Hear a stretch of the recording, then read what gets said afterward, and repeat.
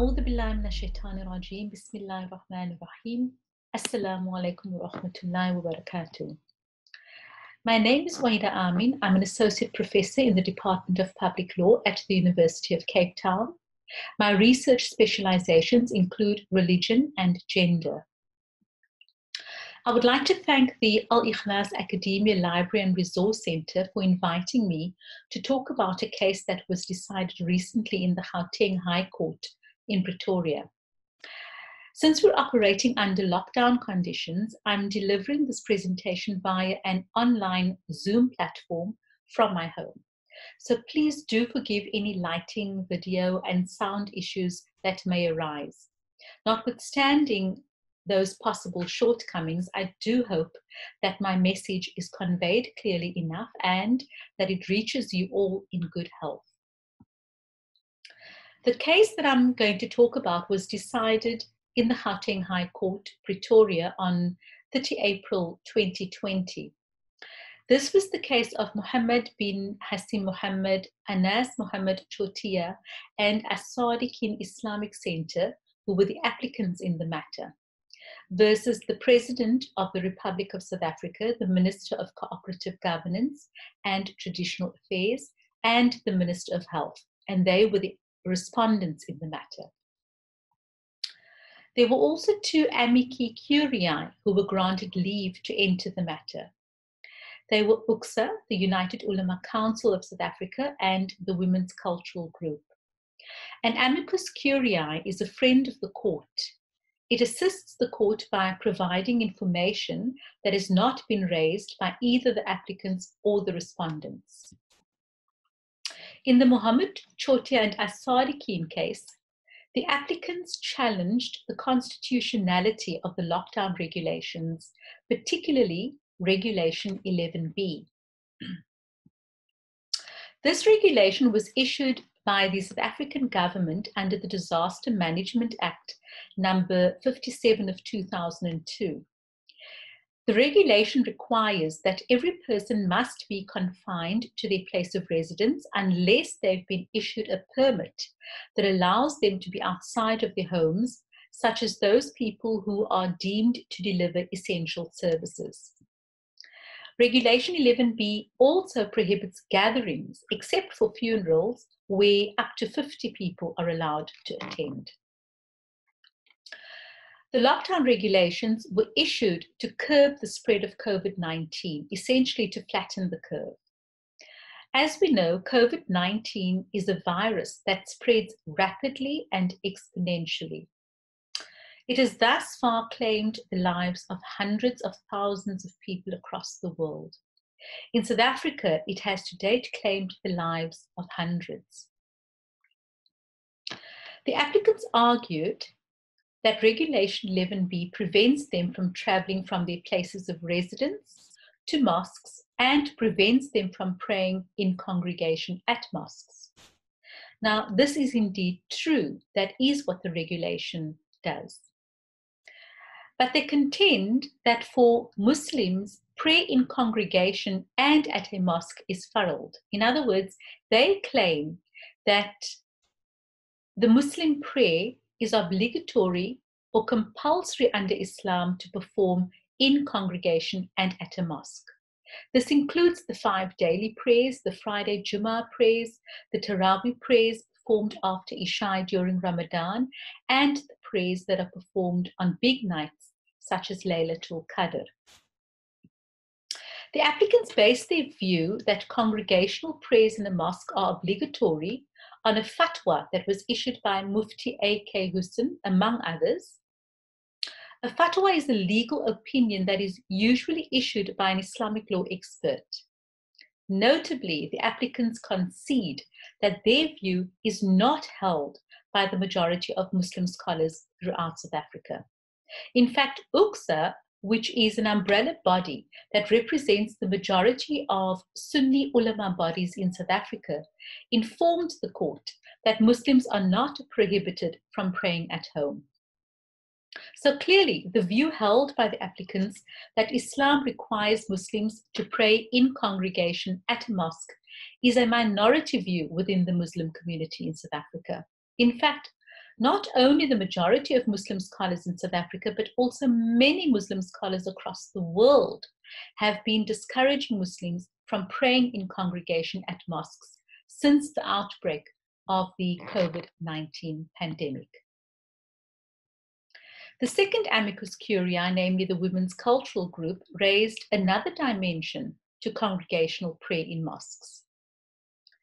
They alerted the court to two possible gendered implications relating to the fact that in South Africa, many Muslim women are not permitted to pray in mosques.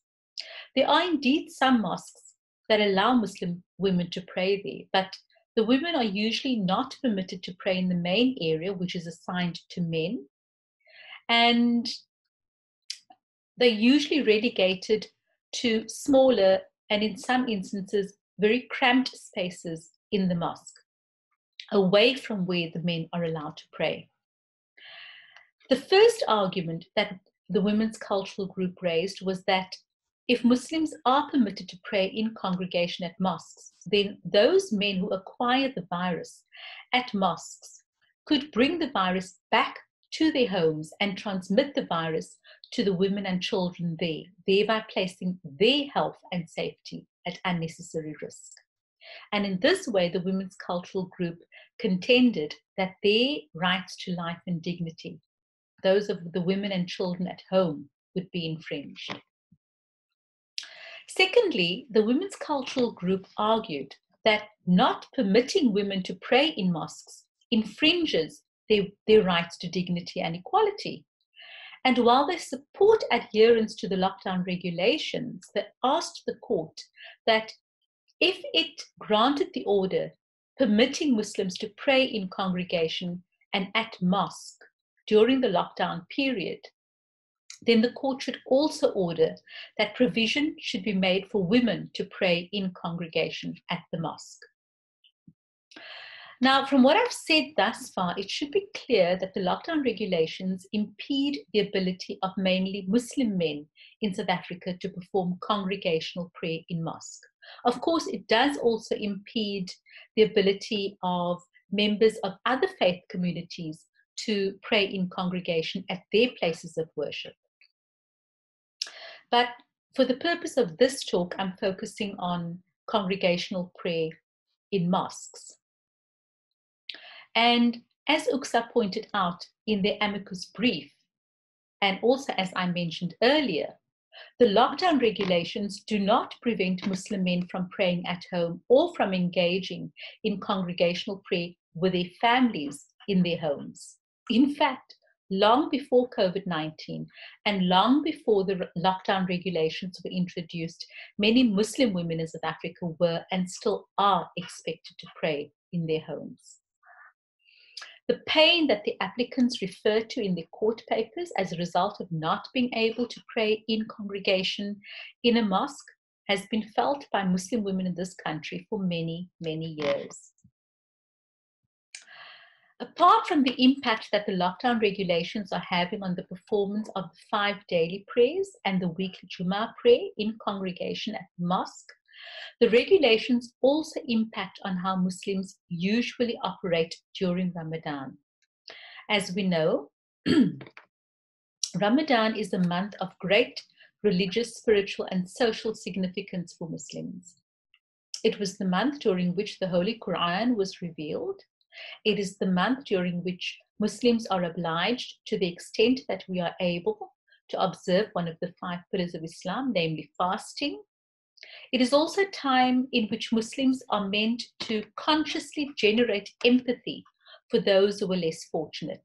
This includes providing charitable services to the poor. And it is viewed as an opportunity to rejuvenate our connection with Allah and to increase our sense of community with each other. Viewed in this context, we see how the lockdown regulations impact on the communal and social justice aspect of Ramadan, among others. So, for instance, Muslims are prevented from gathering together as extended families, as friends, and as a community to make iftar or to break fast. The lockdown regulations also don't allow us to exchange barakahs of food among different households.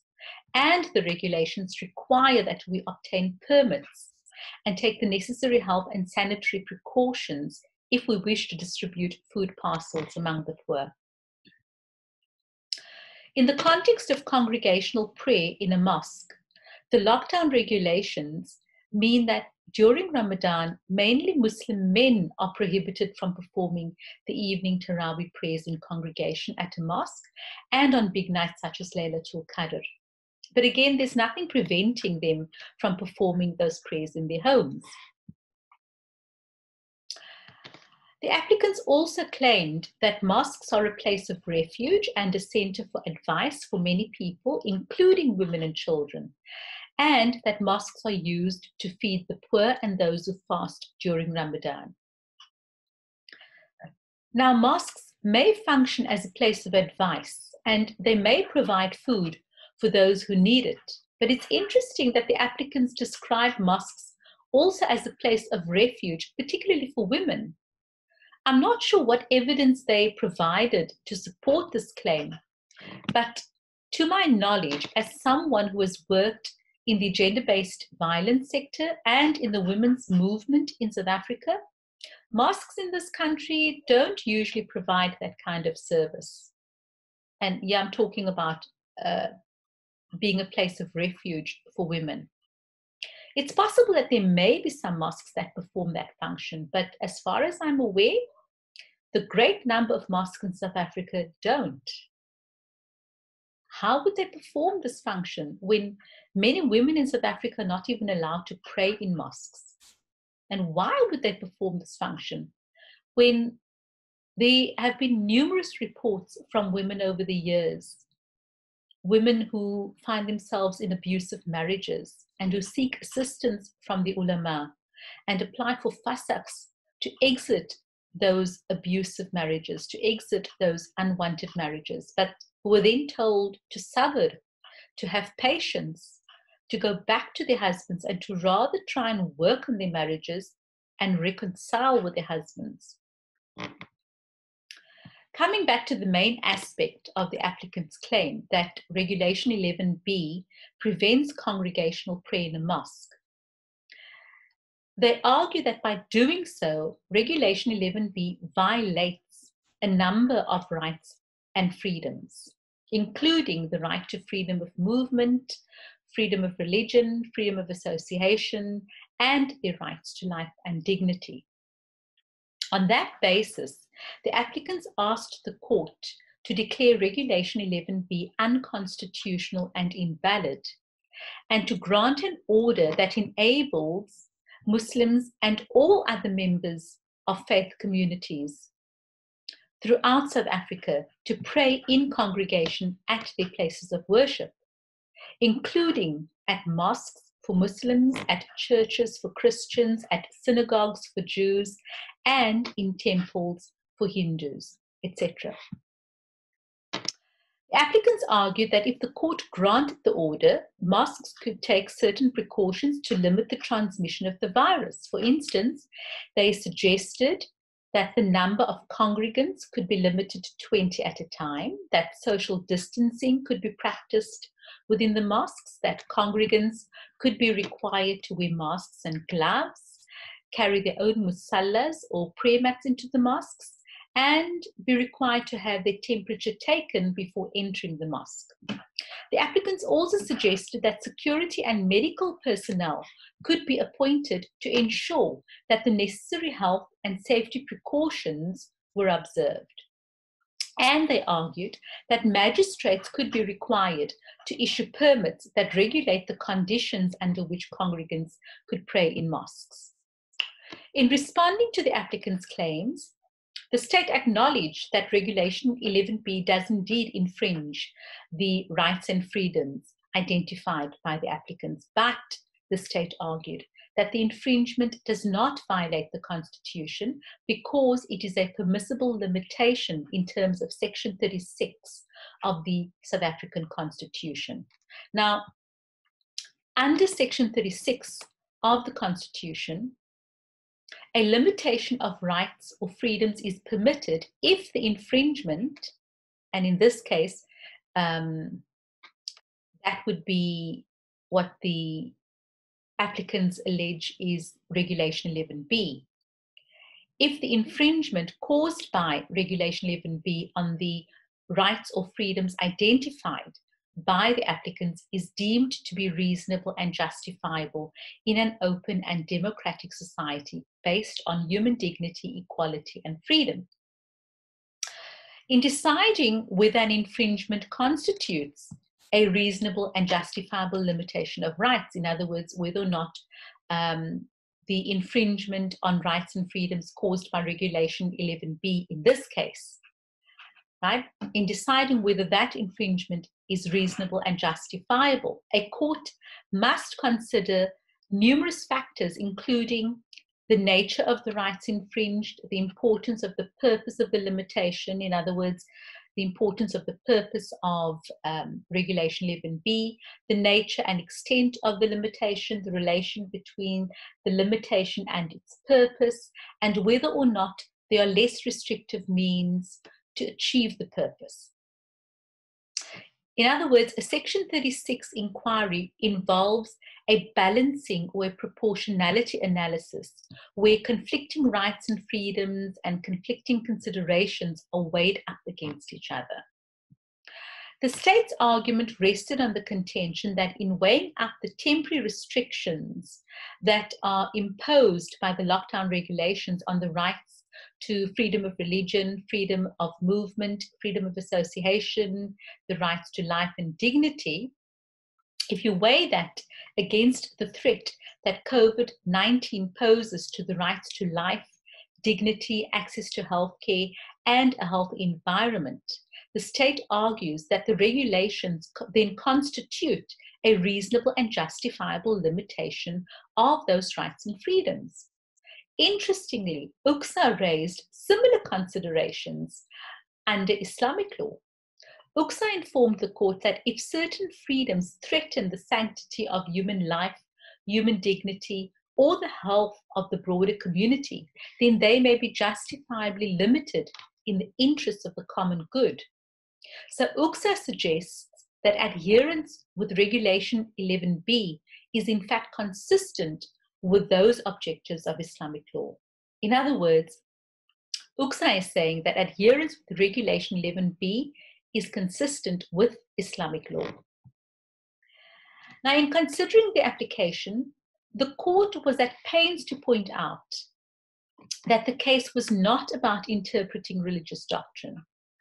So the court did not engage in religious doctrine. It didn't consider whether or not the applicants were correct in their religious belief that congregational prayer in a mosque is obligatory for Muslims, or whether or not Muslim women should be permitted to pray in mosques, or whether or not the objectives of Islamic law as outlined by UCSA are indeed the objectives of Islamic law.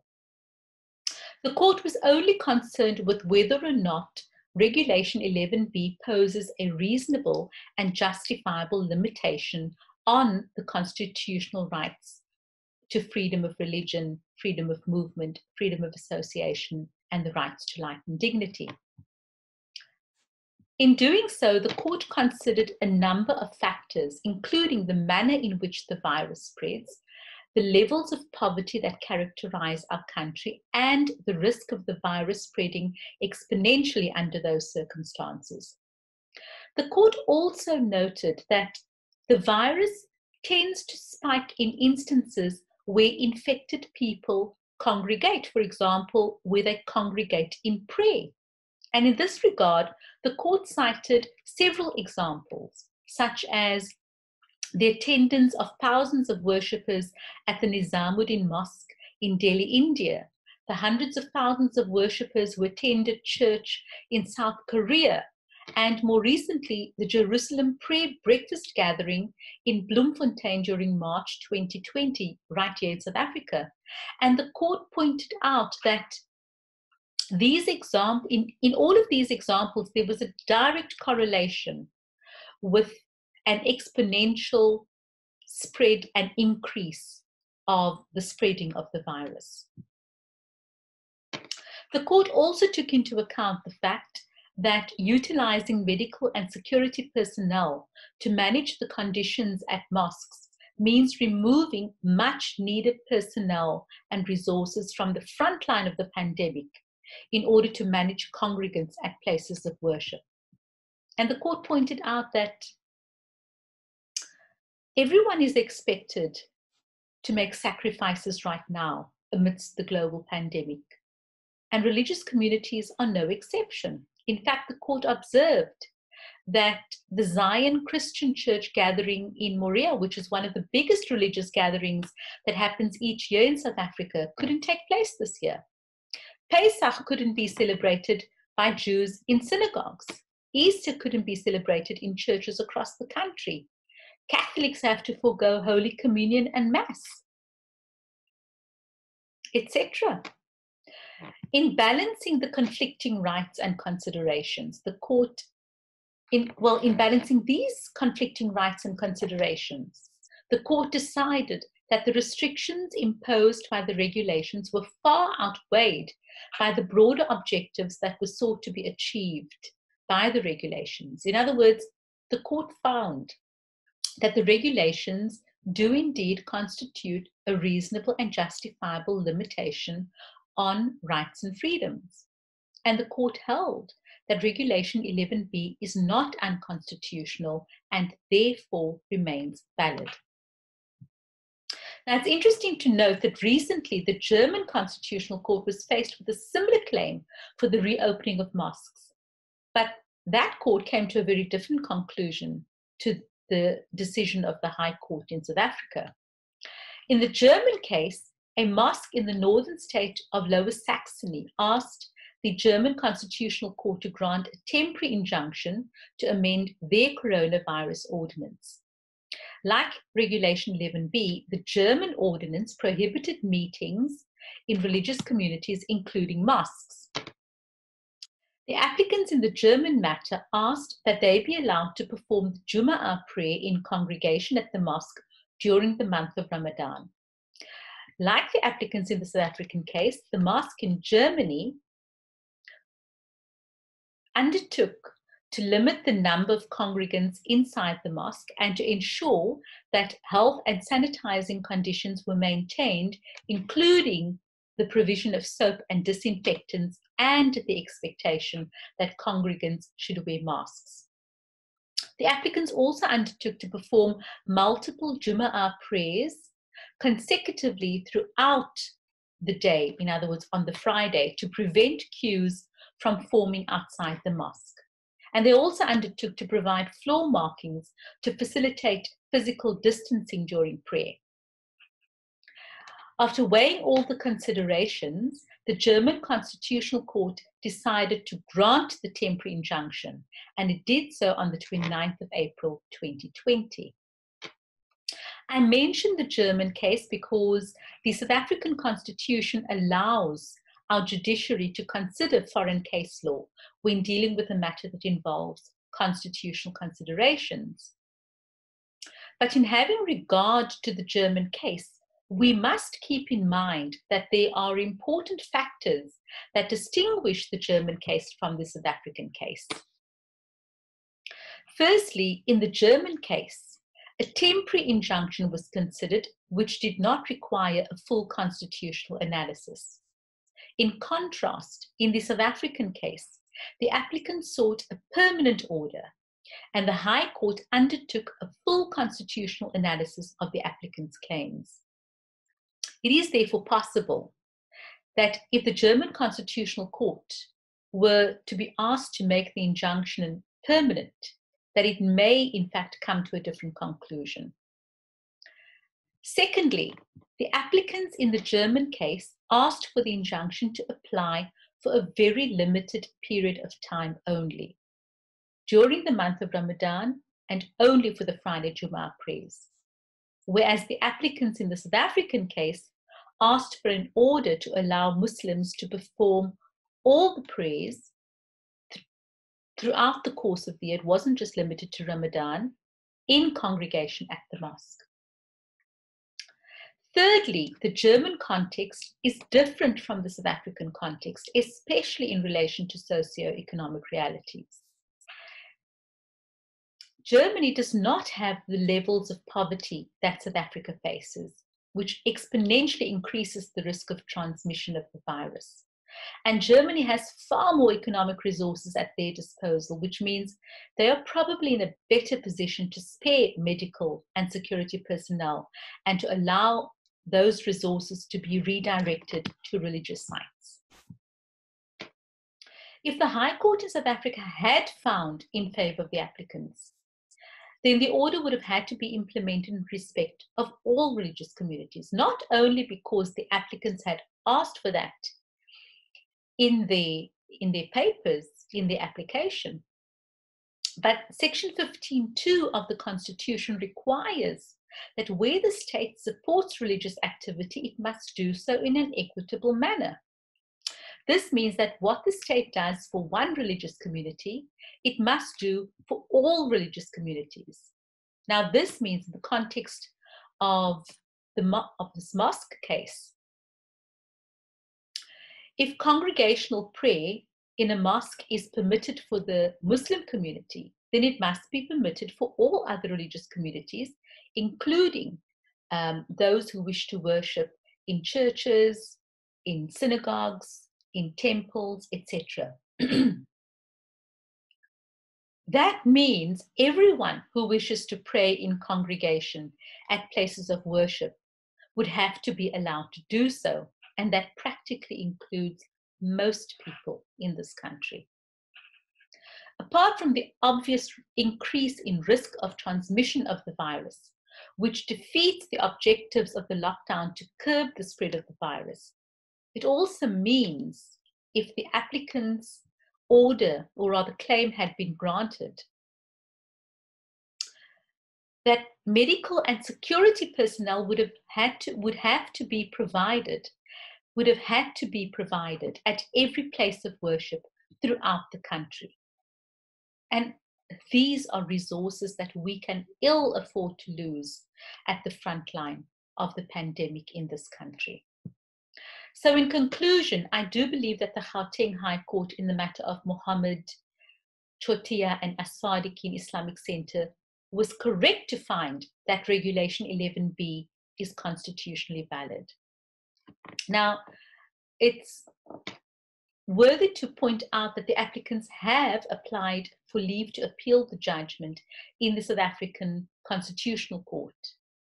And we now have to wait and see if that application is granted. But in the meantime, I do believe that it is in the best interest of everyone in South Africa to observe the lockdown regulations. Islamic law and secular law are on the same page on this issue. We have to stand together and make the sacrifices that need to be made for the greater good. I thank you for listening, and I do hope that you all keep well and stay safe. Assalamu alaikum wa rahmatullahi wa barakatuh.